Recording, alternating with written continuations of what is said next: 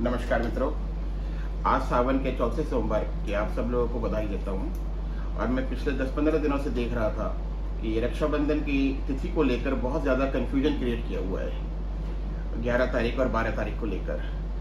रक्षाबंधन जो है वो हमारे सावन की पूर्णिमा के दिन होता है। और पूर्णिमा तिथि जो होती है, पूर्णिमा का जैसे नाम है, पूर्णिमा जो होगी वो चंद्रमा को देखा जाता है पूर्णिमा के अंदर। तो पूर्णिमा की तिथि रात की हुई चंद्रमा का स्थिति, तो वो उससे पहले वाला दिन भी पूर्णिमा का होता है और उसके अगले दिन भी कुछ समय जो होता है वो पूर्णिमा का ही होता है। तो इस वजह से 11 तारीख और 12 तारीख दोनों ही दिन पूर्णिमा है।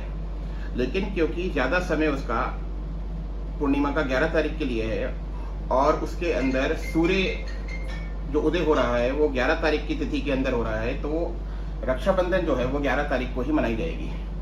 पूर्णिमा तिथि रक्षाबंधन के दिन 11:51 से शुरू हो रही है और अगले दिन 12 तारीख को ये तिथि जो है वो आपकी सुबह 7 बजे के करीब पूर्ण हो रही है। ठीक है, 11 तारीख को सुबह 10:38 से शुरू है और 12 तारीख को 7:05 पे तिथि पूर्ण हो रही है।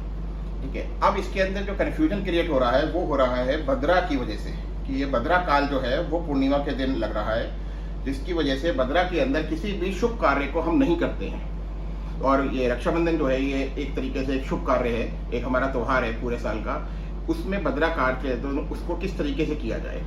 अब सबसे बड़ा पॉइंट ये है कि कोई ये नहीं समझाता कि भद्रा है क्या चीज़ और भद्रा काल क्यों हमारे शास्त्रों के अंदर क्यों दिया हुआ है कि ये गलत है और इसके अंदर कोई शुभ कार्य को नहीं किया जाता है। भद्रा जो है वो हमारे सूर्य देव की पुत्री हैं और शनि देव की ये बहन है और इनका स्वभाव बचपने से ही थोड़ा कड़वा और थोड़ा कड़क और थोड़ा सा हम बोल सकते हैं कि नेगेटिव उसके अंदर था। तो इस वजह से इसके कार्य को जब कभी भी इसका समय होता है उसमें हम कोई शुभ कार्य नहीं करते।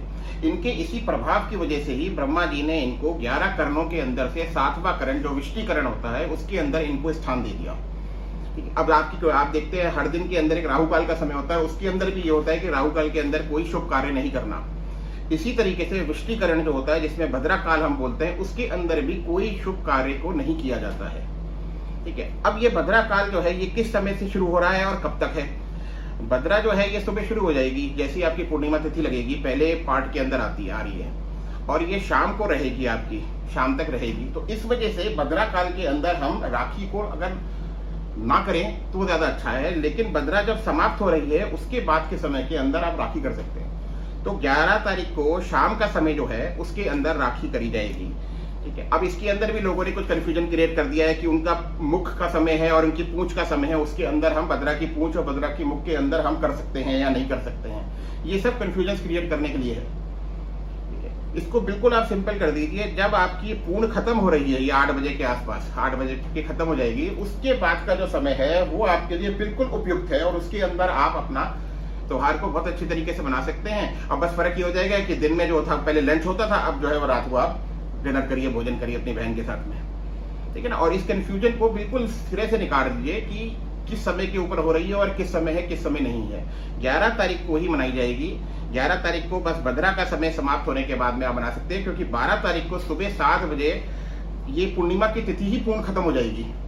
तो अब 7 बजे 12 तारीख को तो फिर बन नहीं सकती, अब किस टाइम बनेगी। तो इसलिए सबसे उपयुक्त समय जो है वो है आपका 11 तारीख का, और वो भी आपके शाम का समय जो है उस समय के ऊपर आपको ये त्योहार को मनाना है।